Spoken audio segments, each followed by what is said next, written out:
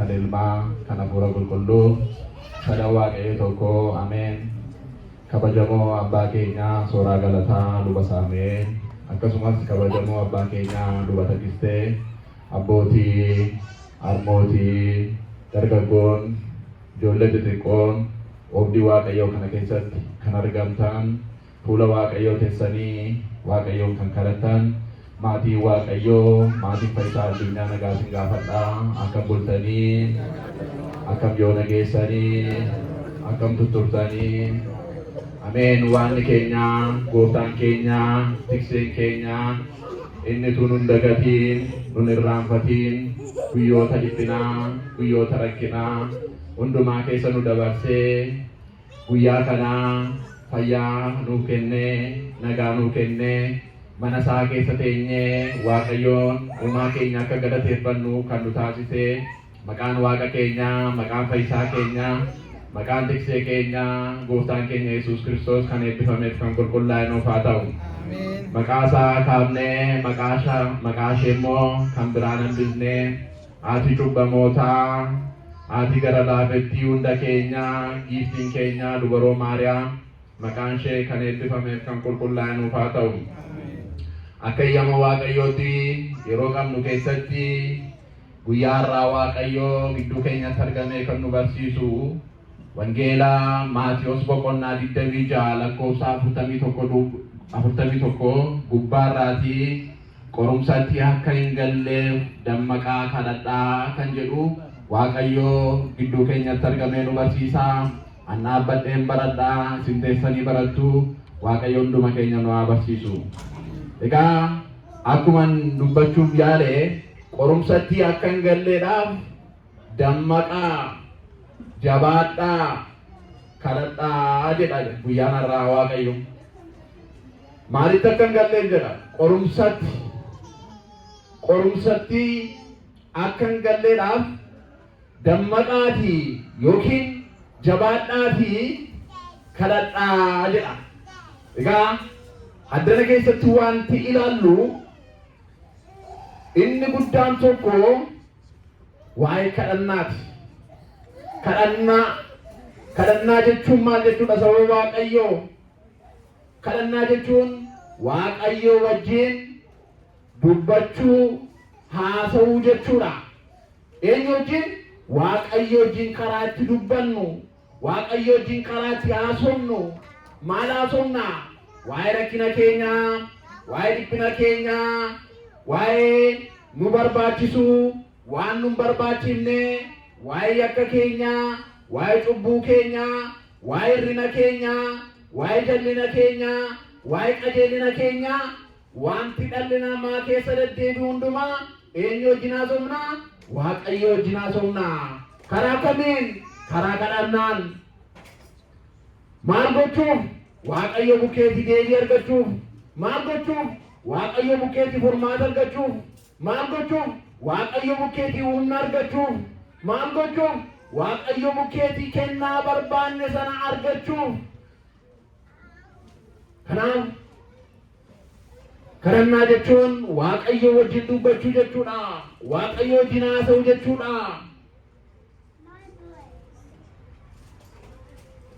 Haga kana yoo hiika kadhannaa ilaalle, kadhannaan immoo humna yookiin irree guddaa, meeshaa lolaa, meeshaa kiristaanonni ittiin diina isaanii mo'atanii, meeshaa lolaa kan yeroo rakkinaa ittiin qabatanii gaachana ta'anii kan ittiin ofirraa ittisan meeshaa kiristaanotaatii jechuudha.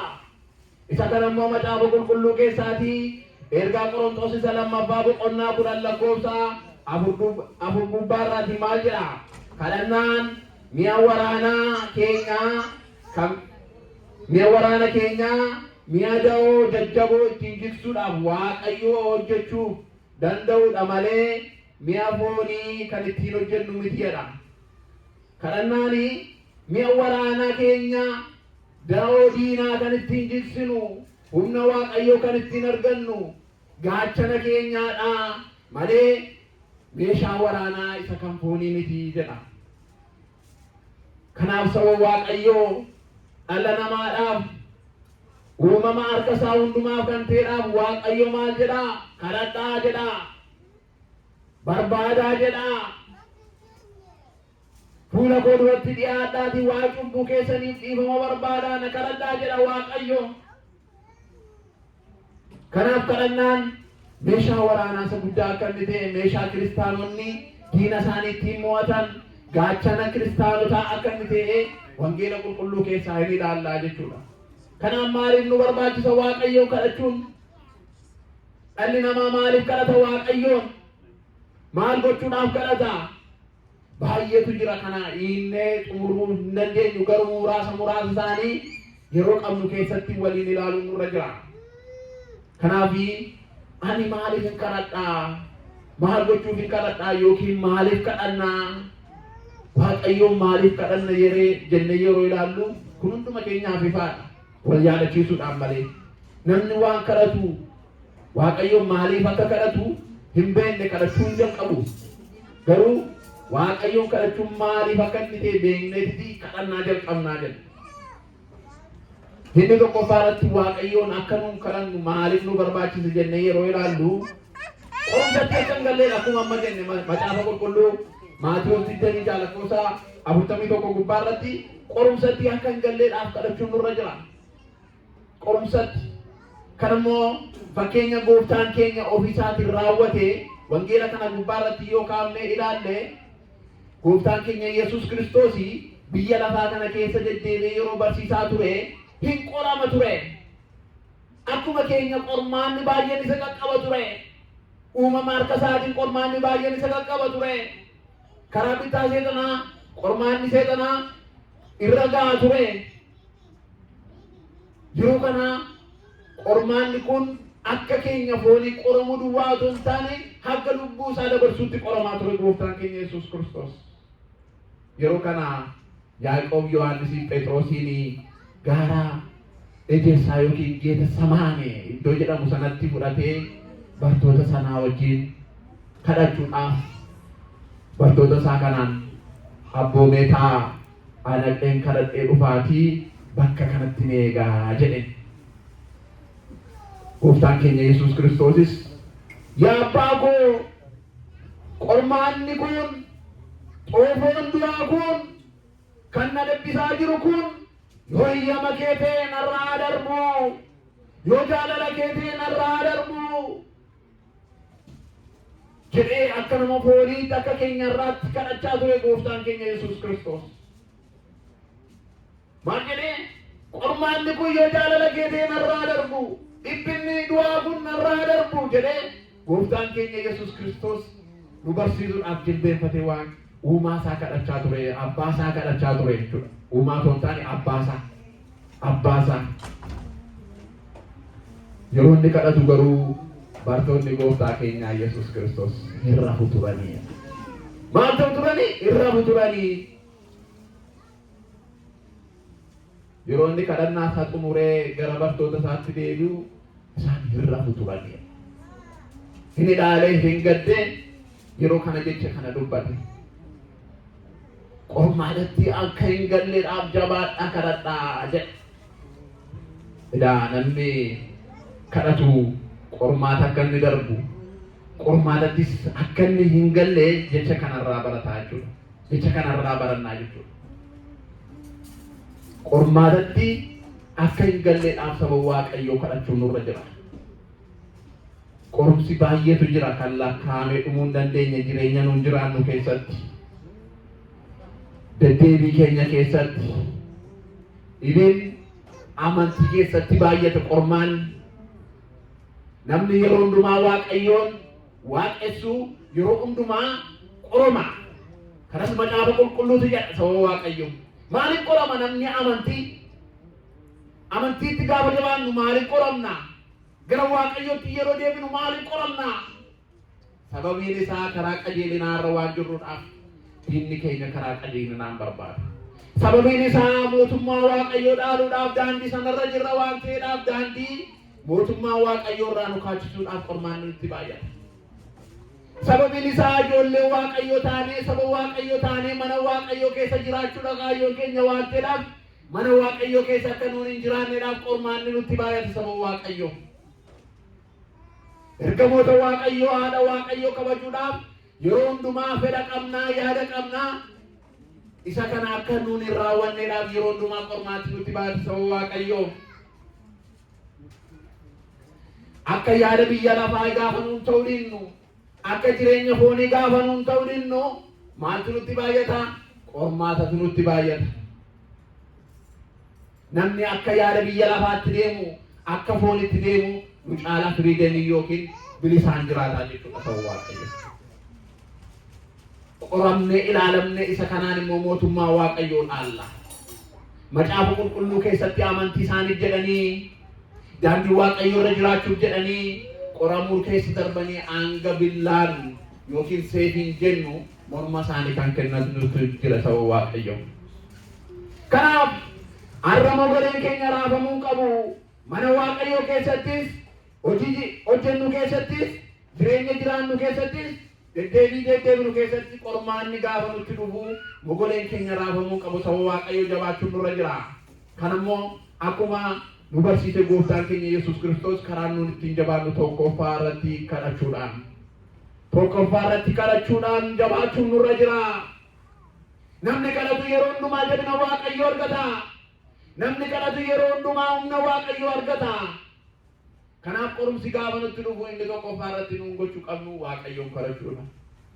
Qorumsattis dabarree akka nuun hin galleedhaaf Waaqayyoon kadhachuudha. Yaa abbaa keenya gaafa jennu qorumsatti akka hin galleef nu oolchi jennee kadhannani. Gooftaan keenya Yesuus Kiristoos maal jennee si kadhannu jedhanii gaafa bartoonni isaa gaafatanii yaa abbaa keenya samiirra kan jiraattu jedhaatiin akka kadhadhaa jedhe. Isaan sana keessatti qorumsatti akka nuun hin galleedhaaf nu oolchi kan jedhu jira jechuudha sababa Waaqayyo. Kanaaf maaliif Waaqayyoon kadhannaa inni jennee ilaallu keessaa inni tokkoffaa irratti ilaallee qorumsatti akka hin galleef. Inni lammaffaan nagaaf tasgabbii Waaqayyoo argachuudhaaf kadhanna sababa Waaqayyoo. Maalin jedhee nagaaf tasgabbii Waaqayyoo argachuudhaaf kadhanna. Kadhannaan kanaaf nu barbaachisa. Namni kadhatu yeroo hundumaa nagaaf tasgabbii Waaqayyoo argata. Nagaa jechuun Waaqayyo bukkeetii araara dhiifama yeroo hundumaa jaalalaan jiraachuu jechuudha. Isa kana nagaa tasgabbii kan namaaf kennu Waaqayyo kan ta'e hundumti keenya hin beekna nu jalaa dhokanne sababa Waaqayyo. Wangeela Yohaannis boqonnaa 14:27 irratti maal jedha?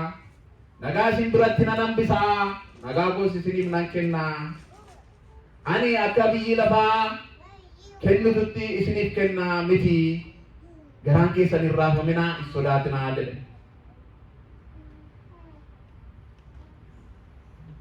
Nagaa Waaqayyoo nuuf kennu akka nagaa biyya lafaa kanaatti miti. Hin tilmaamamoo hin madaalamu, madaalli qabu nagaa Waaqayyoo. Kanammoo yoo Waaqayyoo wajjin dudubbanneedha, yoo Waaqayyoo wajjin haasofneedha, yoo kadhannaatiin jabaanne jeequmsa keessatti, dhiphina keessatti, lola keessatti kan nagaa nuuf ta'u, kan tasgabbii nuuf ta'u eenyudha? Waaqayyoodha jechuudha. Waaqayyo hunduma keenyaaf nagaa nuuf haa kennu, tasgabbii nuuf haa kennu. Kana akka nama amantaa tokkotti mana Waaqayyoo keessa dhaabbanne gaafa kadhannu luboota dabalatee nagaa biyyaaf, nagaa sabaaf, nagaa tokko keenyaaf jennee hundumti keenya hin kadhannaa. Abboonni si kadhatu sababa Waaqayyo. Nagaa kana Waaqayyo bukkeetii argachuudhaaf yeroo hundumaa jabaachuun nurra jira. Tasgabbiin biyya lafaa dhabdee, tasgabbiin manni qulqullummaa keenya dhabdee, tasgabbiin sabi keenya dhabde kun kan ittiin tasgabbii kana argannu Waaqayyo yoo kadhanneedha jechuudha. Kanaaf nu barbaachisa kadhannaan. Kanaaf nu barbaachisa jireenya keenya keessatti kadhannaan. Kanaaf nu barbaachisa maatii keenya keessatti kadhannaan. Kanaaf nu barbaachisa kadhannaan waldaa keenya keessatti maal argachuuf? Nagaa Waaqayyoo yookiin tasgabbii Waaqayyoo argachuuf jechuudha. Namni Waaqayyoon kadhatu nagaa Waaqayyoo argata. Nagaa Waaqayyoo kun immoo akkuma manni jedhee nagaa isa biyya lafaa keessatti. Nagaa Waaqayyoo argannaan jireenyi keenya milkaataa jechuudha. Nagaa Waaqayyoo argannaan waldaan keenya milkaataa jechuudha. Nagaa Waaqayyoo argannaan biyyi keenya biyya nagaataa jechuudha. Kanaaf baay'ee barbaachisaadha. Dhalli namaa gaafa jiraatu keessatti nagaan qabu yookiin tasgabbii qabu taanaan baay'ee rakkisaadha sababa waaqayyo. Baay'ee gaammu barbaachisaa nuun jireenya nuun jiraannu keessatti, deemsa nuun deemnu keessatti, tajaajila nuun tajaajillu keessatti, faarfannaa nuun faarfannu keessatti nagaan tasgabbiin baay'ee barbaachisaadha jechuudha sababa waaqayyo.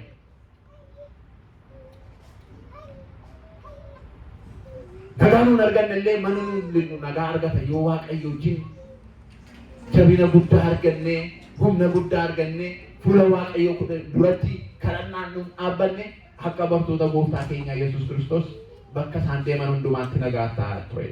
Bakka dadhabanitti nagaan isiniif haa ta'u jedhaa jedhee abboomeera ture gooftaan keenya Yesuus Kiristoos bartoota isaanii. Isaanis bakkuma deemanitti nagaa waaqayyo isiniif haa ta'u. Kiristaanni gaafa mana walii keenyaa deemnu yookiin iddoo tokkotti wal agarru nagaan isiniif haa ta'u jedha. Maaliif nagaan waan hundumaa dursa ta'uu waaqayyo. Mana ol seennu keessatti nagaan hin dursa. Bakka hojjennu keessatti nagaan hin dursa. Bakka deddeebinu keessatti nagaan hin dursa. Kanaaf sababa waaqayyo nagaan isiniif haa ta'u yeroo namni jedhullee waan qallaalee miti. Jechi kun jecha guddaadha, jecha ulfaataadha. Haga fedhe qabaanna, haga fedhe beennu nagaan qabnu taanaan wanti nuun qabnu, wanti nuun argannu hundumtuu tasgabbii qabu taanaan baay'ee rakkisaadha sababa waaqayyo. Kanaaf nagaa qabaachuun, tasgabbii qabaachuun boqonnaa gaariidha jechuudha. Boqonnaa kana immoo isarraa arganna, tasgabbii kana immoo isarraa arganna, gooftaa keenya Yesuus Kiristoos irraa arganna jechuudha. Gooftaa keenya Yesuus Kiristoos irraa arganna. Kanaafuu maal gochuun nurra jira? Akka nagaa kana tasgabbii kana argannuudhaaf yeroo hundumaa cimnee garachuun nurra jira qormaata keessatti. Qormaata keessatti gaafa nuti tolu duwwaa otoo hin taane gaafa dhiphannu keessattis gaafa argannu duwwaa otoo hin taane gaafa qabaannu duwwaa otoo hin taane gaafa dhabnu keessattis jabaannee waaqayyoon kadhachuun nurra jira jechuudha sababa waaqayyo. Waaqayyo kadhannaa hunduma keenyaa nuuf haa dhaga'u. Inni sadaffaan gabaabsinee ilaallu dhiifamaa fi fayyina yookiin araara waaqayyoo argachuudhaaf kadhanna sababa waaqayyo. Inni sadaffaani dhiifama yookiin araara waaqayyoo argachuudhaaf waaqayyoon kadhannaa jechuudha.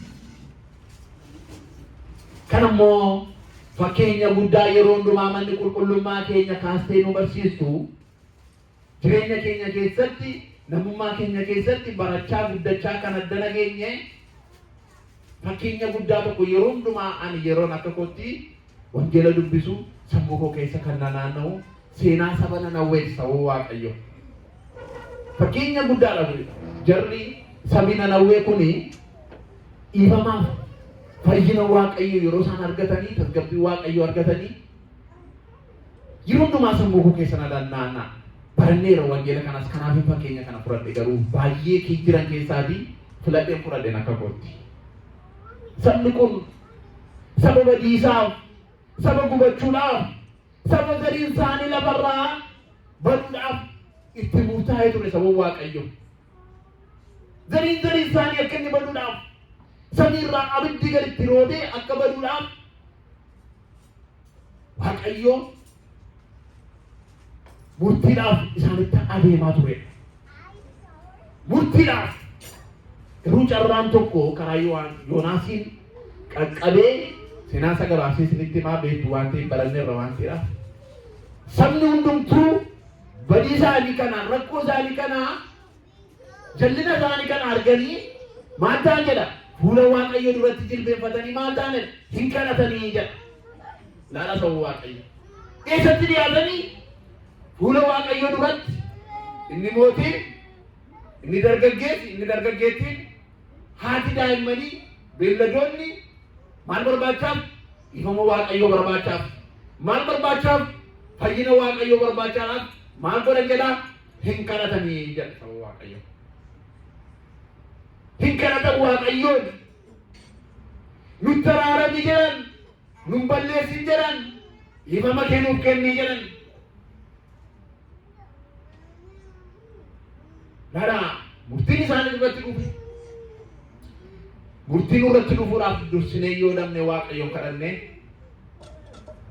dhiifama waaqayyo arganna sababa waaqayyo. Sabni kun waaqayyo itti araarame dhiifama godheef fayyina isaa hireef murtii badiisaa jalaatii gara jireenyaatti deebi'an jechuudha. Waaqayyo galannaa ta'u. Egaa yeroo nu kadhannu waaqayyo gara keenya akka dhiifamaan nu ilaalu iyyama isaa jaalala isaa isa guddaa nuuf haa ta'u. Maaliif sababa waaqayyo yoo kadhannee dhiifama waaqayyoon argannu ta'e sirrachuun nurra jira jechuudha. Kadhannaa keenyaan sirrachuun nurra jira jechuudha. Fayyina waaqayyoo argachuudhaaf utuu nu kadhannu utuu deddeebinu hanqina kana yoo qabaanna ta'e addaan kutuu osoo hin taane akkaataa nuti itti waaqayyoon kadhannu sana sirreessinee beeknee kadhachuun nurra jira jechuudha. Sabni keenya akka hin banneef, biyyi keenya akka hin banneef, dhaloonni seenaa akka hin banneedhaaf fayyina waaqayyoo argannee dhiifama waaqayyoo argannee akka jiraannuudhaaf kadhachuun nurra jira jechuudha sababa waaqayyoo. Kanaaf kan nu barbaachisu yeroo hundumaa kadhachuun araara waaqayyoo yookiin dhiifama waaqayyoo nuuf kennaa jechuudha. Inni xumuraa nan gabaabsaa baay'eedha waan ta'eef mata dureen kuni inni xumuraa tokkummaa fi araara hawaasa keenyaa akka waaqayyo buusuudhaaf kadhachuun nurra jira jechuudha. Araaraaf tokkummaa waaqayyo saba keenyaaf hawaasa keenyaaf akka buusu kadhachuun nurra jira. Kana ergaa Xiimotewos isa duraa boqonnaa 2 lakkoofsa 1 gubbaarraatii kaafnee ammas waan hundumaa duraa himannaan kadhannaan warra kaaniif dubbachuun galata dhiyeessuun waaqayyo duratti nama hundumaaf akka godhamu nan gorsaa jedhe. Ammas waan hundumaa duratti himannaan kadhannaan warra kaaniif dubbachuun galata dhiyeessuun waaqayyo duratti nama hundumaaf akka ta'u isin gorsaa jedhe. Keetuu walii keessaniif saba keessaniif biyya keessaniif kadhadhaa jechuudha sababa waaqayyo. Kanaaf kadhannaan bu'aa hafuuraa yookiin jireenya bu'aa mul'atu qabaa jechuudha. Kan ammoo nagaa, humna, fayyina, dhiifama, tokkummaa namaaf kennisiisaa. Kanaaf kadhannaa itti fufaa malee hin dhiisinaa. Jabaadhaaf itti fufaa malee hin dhiisinaa. Tasalonqee 1 boqonnaa 5 lakkoofsa 17 gubbaarratti. Kanaaf qorumsatti akka hin galleef jabaadhaa kadhadhaa jedhee waaqayyo guyyaa irraa nu barsiisa. Waaqa nu barsiise, waaqa nu gorse, waaqa abbaa, waaqa ilmaa, waaqa hafuura qulqulluu galannaa ta'u waan na dhaggeeffatanii galatuma.